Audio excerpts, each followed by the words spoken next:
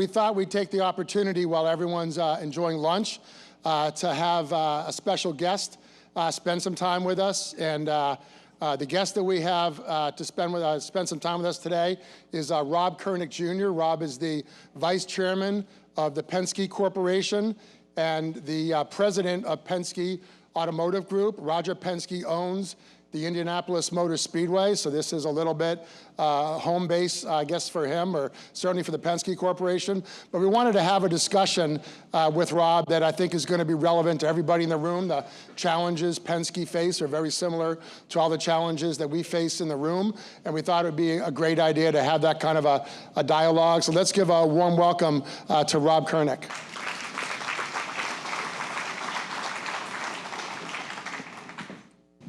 Thank you, Rob. Appreciate it. Thanks for coming in. Thank you. So jump right into it a little bit. So Rob, Penske Automotive Group is a massive auto retailer, but in many ways you have a unique perspective because of all the other businesses that Penske Corporation operates. Why don't we start off talking about these and how running these businesses can impact your decisions in retail? Yeah, good afternoon, everybody, and thank you for the invitation to be here today. I appreciate it. So yeah, when you look at the Penske Corp, I think so many people, when they hear Roger's name, they always say, Roger Penske, he's into everything, and our business is so big, but it's really not that way. Our business is really sort of strategically narrowed over the course of the last 20 years with just a heavy focus on the transportation sector and automotive retail in particular. So when you look at Penske Corp is sort of the holding company that holds all of our interests, and today we do about $41 billion of revenue there and employ 75,000 people when you look at it on a combined basis. And to put that in perspective, when I started, which my 30th year will be next year, we did less than $1 billion of revenue, and even if you go back 20 years, we were less than $5 billion in revenue. So our growth has been absolutely monumental, and a lot of that has been driven by the automotive group in particular, in terms of some of the growth that we've had there. I mean, if you look at the three segments that we operated in, there's PAG, Penske Auto Group, our Penske Transportation Solutions, which you guys might know as the one-way yellow trucks that run down, and then Penske Entertainment, which is this venue, as well as our racing team. So those are sort of the three sectors we operate in. And at PAG, PAG is a New York Stock Exchange traded company. We have 338 dealerships. A lot of people don't know that we operate both in the US and internationally. We actually generate about 40% of our revenue overseas, and most of that's in the UK. So we have our franchise dealership business in the US and around the world. And then we have our commercial vehicle business, which is we're the largest Freightliner dealership group in the country. And then we distribute trucks, MAN and Western Star in Australia, New Zealand, as well as power systems for some interesting power applications, including the Australian Navy and submarines. So, but all of that has under its very core is all transportation focus, and that is the industry that we're fundamentally in. I mean, you look at PTS, Penske Transportation Solutions. Again, you see it as a yellow trucks, but really, if you see a Walmart truck, which is a Class 8 truck, one of their Class 8 trucks, or a Target, chances are we own that truck. We have the largest fleet in the United States with about 413,000 vehicles, and really work on sort of contract, full contract leasing of these big rigs. And then Penske Entertainment, which is really Roger's hobby and sport. It consists of this venue, and it consists of our race team. And when you look at our race team, sometimes he becomes apologetic for it because it's such a pleasure for him. But we've never spent a single dime on independently brand development. Our brand development has come from all the exposure we get through venues like this, or all the exposure we get through the Indy Racing League or running the NASCAR cars. And that's how Penske has become sort of a household name, is really through that. And it's quite a nice business nowadays. It's really quite profitable. And when you talk about business challenges, I like to tell a story that we closed on this in January 2020, and we all know what happened 3 months later. COVID hit. And then all of a sudden you're bought the largest single day venue for a live sporting event, and you can't hold a race. But I thought that was sort of a blessing in a lot of ways, because Roger Roger was able to sustain that. Our company was able to sustain making sure we can continue to run the race and continue to invest in a place like this and sort of keep the legacy of the Speedway alive.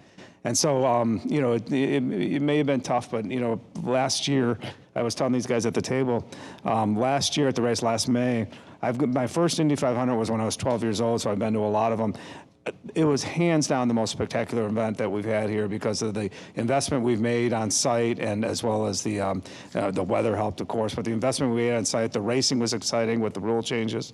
So you know, it's been quite terrific. So when you look at it as a whole, we're really very large. We like to say we operate like a small company, and I think in a lot of ways we do. And when you have individual dealerships like we all run every single day, you know, sort of the aggregation of that, how you have to hustle every day is how you really try to hustle and even when your big business becomes really very large scale. So I think there are a lot of things we learn by scale that we can apply down to even the smallest of retail stores. Yeah, interesting. So you mentioned, you know, the growth that's out there. You know, the last few years have certainly been a roller coaster ride for automotive. I mean, kind of a roller coaster ride, you know, in our country in general. We're kind of starting to come out of that a little bit. Now we're, you know, there's always something that seems to kind of set us back a little bit now. But, you know, we're also coming into a election year. You know, what are some of the things that Penske is doing now to prepare in general for the things that you believe are coming in the future? Yeah. You know, I think it's a very interesting time to be in the auto industry when the economy is a little bit unstable. And I would say this back when we were, you know, in the middle of the supply chain crisis in terms of where inventories were and how tight they were. And I had said back then, and I still believe it now, and I think quite frankly we're experiencing some benefit from this, is that the level of pent-up demand that is built up by the inventory shortages really will help, maybe for the first time in my career, really help mitigate the effects of a recession. Should we get in a recession? I don't know if we're in one or not right now, but clearly you see the benefit of it, given sort of all the pressure on the consumer when you have, you know, high inflation, you have the interest rates. We're all still primarily selling at full MSRP, so cars are very expensive. I think car prices now are up 20% versus pre-COVID, and the average payment is about $730. That's expensive for the average consumer, and I think in any other atmosphere, that might have been a lot more impactful in a negative way to our businesses. But I think the impact of sort of that pent-up demand and that need for replacement vehicles has really helped sort of stabilize that. And then, of course, when we'll get into service and parts a little bit, but, you know, the strength of service and parts has helped a little bit. But I think the biggest thing impacting us, and I'm probably many in the room would agree with this, is just interest rate costs. You know, they're debilitating to the consumer, but when you have a business that runs on floor plan, I mean, it's really very difficult. So what our focus on is really balance sheet management in terms of cash management of, you know, we carry a lot more vehicle equity than we maybe used to in the past, just to keep our floor plan costs down. And then we have worked over the course of the last 3 years, very thankfully, instead of doing sort of major acquisitions like so many people were out there acquiring like crazy, we did a lot of balance sheet management. And I'd like to tell you that we knew that was going to be the reason we did it, but in a lot of ways we were lucky. And as a fact, you know, our debt levels are just so extraordinarily low. And so you know, managing that debt level, I think, is really, really important. And managing floor plan, I think, is really, really important. And then just people costs too. I mean, I think that also becomes important. And you know, we took out about 8 to 10% of our workforce in the COVID era, and we still are below 8 to 10%. And I think making sure you don't reintroduce that expense is a really important aspect, because you don't know what's coming in the next 12 or 18 months. So, you know, we focus on retention, and we focus on making sure all our employees are properly trained and they stay with us. I think that's all really important. I used to say that November of 2008 was one of the worst months of my career because of how many people we had to take out as the world fell apart. And then, you know, March 2020 comes, and it's almost like drop the mic, because it was pretty tough back then. So, and I don't, you know, we're so much better operating leanly, and so much better focusing on expense and focusing and managing that balance sheet, and that really keeps us prepared to be, you know, we can face head on the challenges that this industry can tend to bring to us. That's interesting. So let's talk about, you know, the one piece that's in the news everyone's really kind of talking about is we're into our second week, the UAW strike. I know your franchise mix is a little bit different, but tell me a little bit about, you know, how you see the strike playing out and what you're doing, you know, to kind of counteract the impact of it. Yeah, I mean, as you said, it doesn't impact us as much on the franchise side. About 1% of our business is with the domestic big three, and the rest is with volume foreign and premium brands. So it doesn't impact us as much, but we of course carefully watch it. It does impact us in our logistics business, where we have all Ford's inbound, outbound logistics, as well as we manage a number of parts distribution centers for a lot of the OEs. So we're seeing some impact there right now. I think the answer there is duration. How long does it last for? Of course, the shorter the better for everybody. I think for the UAW as well as for manufacturers, for everybody along sort of the pipeline in the industry, because a long strike could have some debilitating effects on the economy as a whole. So I hope it's careful. I mean, it's a tough spot when you think about it, because you look at sort of the asks from the UAW, and you can say, you've heard Jim Farley and others say that the offers have been so extraordinary, and the asks have been even more extraordinary on the opposite side, and they're both right about that. But you have a UAW who believes that they deserve more, and they have these record levels of profitability that the manufacturers have had over the course of the last 3 years. And so, what's the right mix, and what's the right balance, and how do they share that? And negotiations, I'm sure, are just very, very difficult. You got to, the company always have to be really focused on making sure that they don't reinstitute these legacy costs that made them uncompetitive before. And on the other hand, the UAW needs to show its members that it can get a piece of sort of that profitability that's happened over the course of the last 3 years. So I think it's going to be tough, and I think it's all a matter of duration, and hopefully, reasonable heads and reasonable negotiators end it very soon. Yeah, another big macro trend that's out there is, the electric vehicles, that's going on out there. So as we, look at that, certainly it's starting to have an impact from a capital investment, perspective with retailers, and there are expectations coming from, government and, legislation and state and federal. How are you managing these expectations in a way that's, realistic for Penske? So electric vehicle, I think, has really put the auto industry and probably the dealers, just in the middle of a political firestorm. I mean, it is, you see the EPA requirement is that 2/3 of the cars sold in 2032 will be electric vehicles. And you see countries and states within the United States leading efforts to completely ban the internal combustion engine. It's, those are difficult times, and then you have the reality of it. You have the expense of the electric vehicles, being anything over $80,000 is just generally difficult to sell. You have a customer who's very afraid of range anxiety, very afraid of infrastructure and whether there's proper infrastructure there. So you have a government pushing one thing on you, and you got the customer maybe not exactly where the government's at, and I think in the middle, you're probably seeing your electric vehicle inventory blow like we are. In the middle, sit the dealers and trying to figure out what is exactly we need to do from a management perspective. So, I mean, I think there's a lot of unknowns that have to be worked out. But we're all in when it comes to an investment perspective. No matter what these challenges are, I mean, the electrification is here.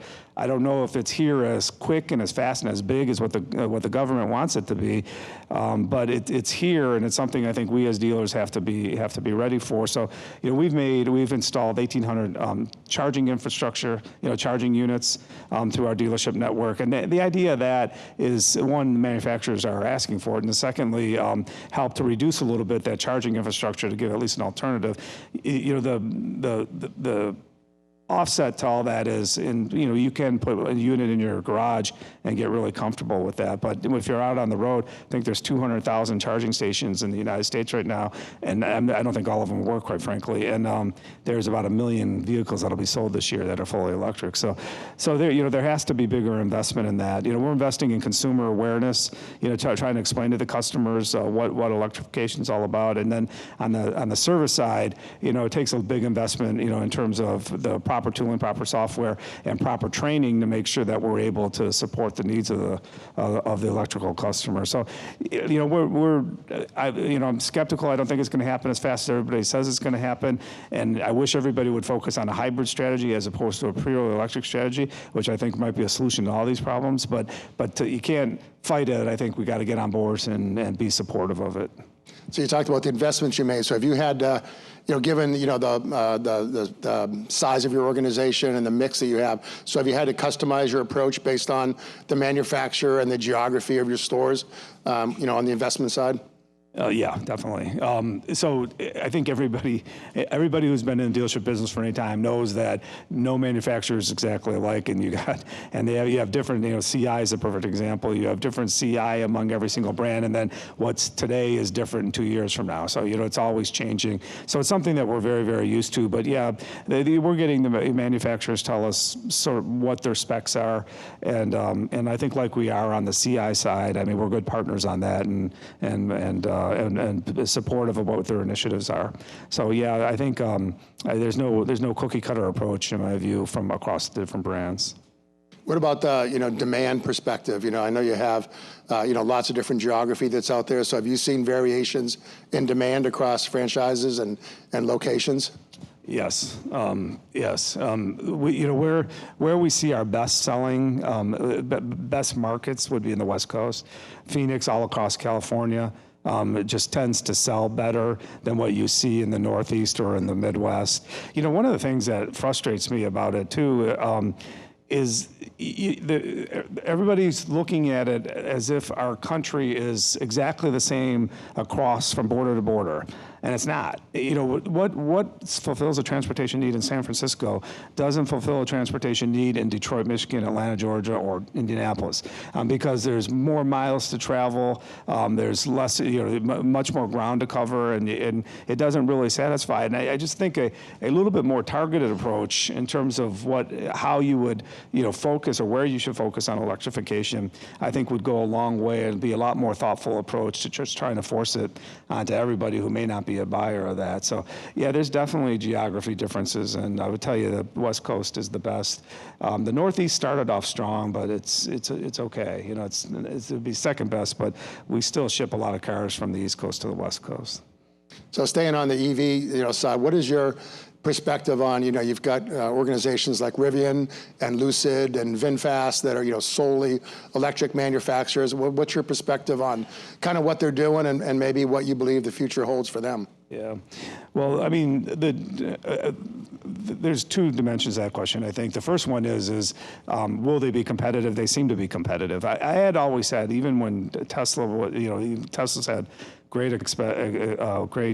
success.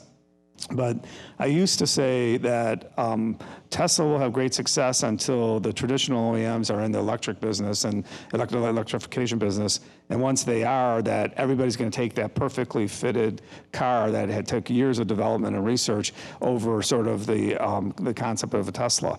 And that hasn't proved itself to be true. I mean, Tesla still is generally on fire, and you see places, brands like Rivian gaining a little bit of ground here. So I think that I think there's probably a chance for success. Their approach in terms of the direct sales model, I'll never be supportive of that for a couple of reasons. One, because we're in a different business, and I think more than anything that's important to us all in this room is preservation of the franchise system. And so we fight very very strongly to make sure that we can help preserve that and do what it takes.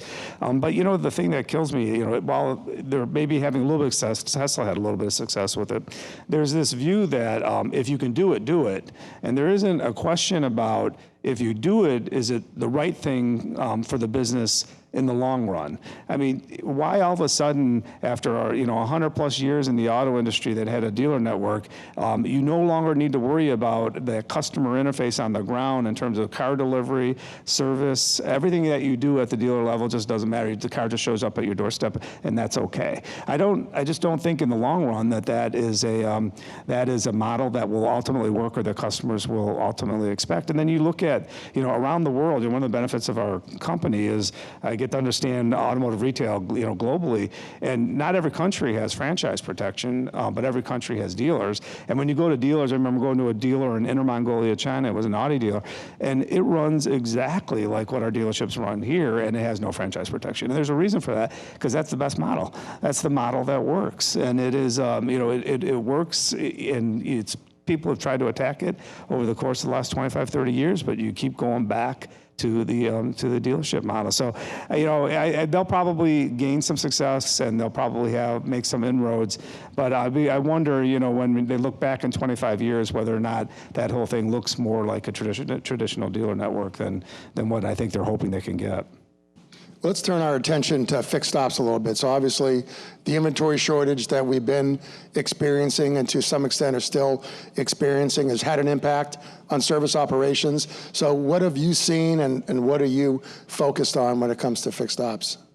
Yeah, so I think inventory shortage was definitely a component of what created a little bit of pressure on the fixed ops business. But I think, I think COVID was really what killed it, not killed it, but came close to it. It was, that's when things really started to fall apart. And that was really because miles driven had just fell off nobody was on the road. And nobody was on the road during COVID. And then sort of what COVID changed in terms of our work culture also kept people driving less. And so you've had these years of fewer miles being driven, which had an impact all across the way. Fewer new cars, less warranty, fewer cars on the road generally, less customer pay, no accidents, so less collision. So it's been under pressure for quite some while. But now, I'm sure everybody here who's, involved in the fixed ops side, it's changed. I mean, miles driven are back up to where they were pre-pandemic, and things feel really quite good. Customer pay, warranty, and collision are all up in our business, and so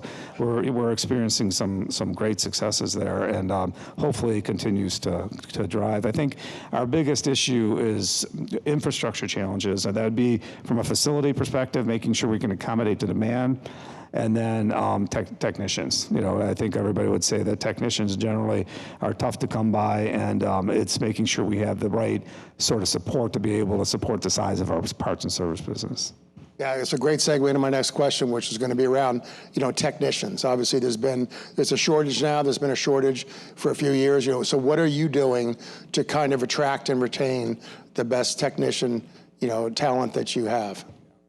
Yeah, it is. It is definitely a challenge, and it's a challenge today. But it's been a challenge, for as long as we've owned this business. 20 years, it's always been a challenge. And so, I think there's a few things we do that are important. And sort of the way I look at it is hiring technicians, but more importantly, making sure you're retaining technicians. So if you lose them, you have to hire more. So you need to recruit well, you need to retain well.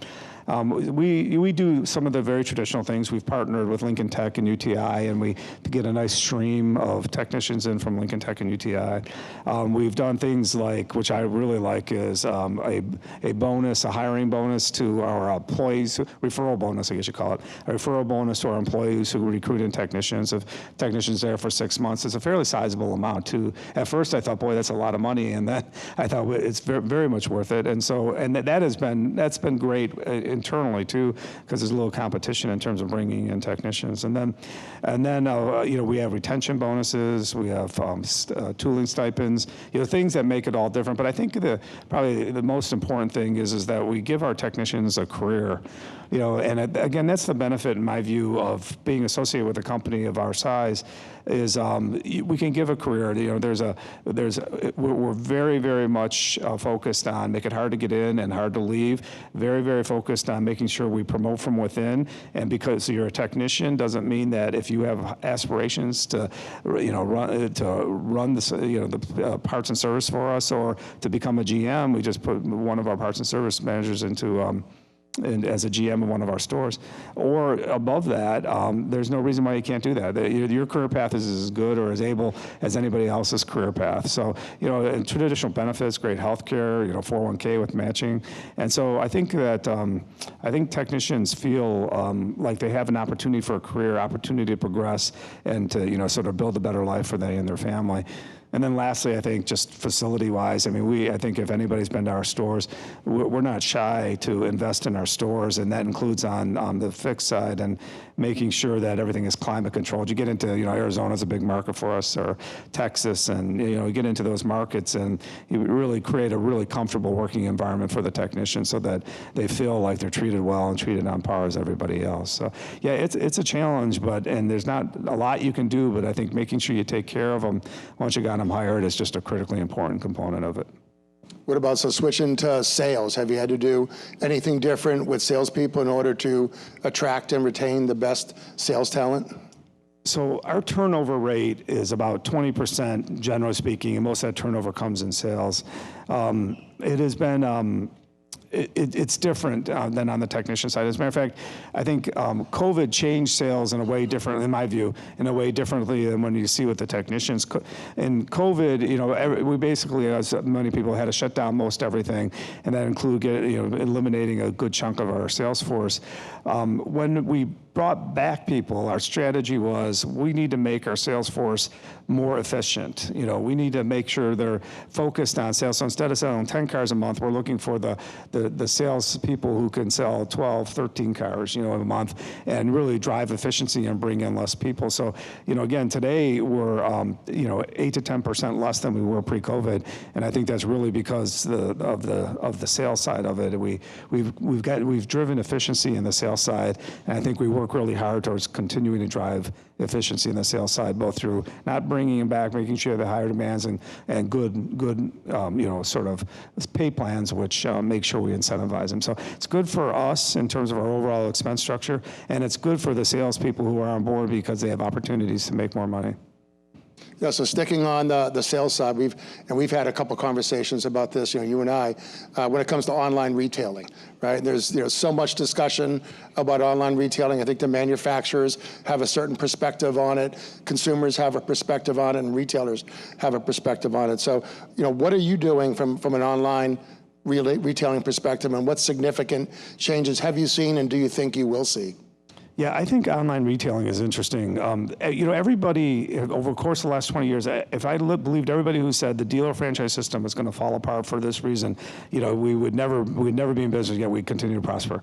And this is one of them. This is sort of the newest one. You know, everybody says, well, you can you don't need the dealer body. What you'll do is you turn it into an Amazon-like business, and just the door will pop up in your driveway, and you'll be fine. And which is fine. I mean, if you could do it and the customer would be happy, that would be great. But that doesn't really seem to be where all the customers are. You know, we've invested a lot in online retailing. We have the capability on the new franchise side, and then we co-developed with Cox a tool on the used car side in terms of creating an entire you know, online experience from start to finish. And I got to tell you, what we experience is that while everybody starts almost everybody starts online or in one way or another, very few people end up buying online. You know, it is the second largest, buying a car is the second largest purchase in the household. We're experiencing that most of our customers become informed, but then they come in, or they pick up the phone, and they want to have some interface, and they want to have some knowledge and understanding and trust with respect to the dealer they're working for. So now that might change over time. You know, if you get used to, you know, Amazon was very foreign 25 years ago, and people are very comfortable with it. I mean, that may change as people get more and more comfortable with sort of spending that much money and having it dropped on your driveway. But right now, I think our approach is we need to be where our customer is. So we need to offer that, which we do, and we need to make sure that we can offer it to the customer. And if they want to do it, they can do it. And if they don't want to do it, we need to be where they are. And so that's been our approach to it, making sure that we try to be as responsive to the customer from an online perspective as we possibly can. You know, I think it's going to be a long time until you see just true Amazon-like buying in the car business, because I think the complications are there. And again, the customer, I just don't see the customer being there. You know, one of the other things that, you know, we're working on some with you is, you know, as you know, I love DocuPad, and so I think DocuPad is a terrific tool for us. And, you know, DocuPad on the remote delivery side is going to be a terrific tool for us. And that is essentially a great mix between online and in-person delivery. You know, you make your decision, you bring the car to them, you walk them through DocuPad, you sell them the F&I products that they want, and you give them the walkthrough of the car. So I think stuff like that, you know, to me, are sort of the different variations that you're going to see, and someday it will hook with a particular customer, and you go from there. So I think it's there. I think we use it as a tool. I think it's not going to destroy the dealer network, but I think it ultimately helps create a better experience for the customer. Yeah, I think we've talked about this before. I think there's a lot of alignment between the way you see online retail and the way we do. We certainly are aligned in our belief that the franchise model is the best model for, you know, purchasing new and used vehicles. So, you know, we're all in on the franchise model. I know you have an obligation that you have to get to. I wanted to say, thank you for, our long-standing partnership with the Penske Automotive Group. It's really, really important to us that continues. And for you taking the time to come down and talk to all of us, I think it's been very educational to hear your perspective and Penske's perspective on where the business is going. So I think we've touched on things that kind of everybody's thinking about, every day as they go about trying to be successful. So thanks again, Rob. Sure. Appreciate it. Sure. Thank you. Thank you.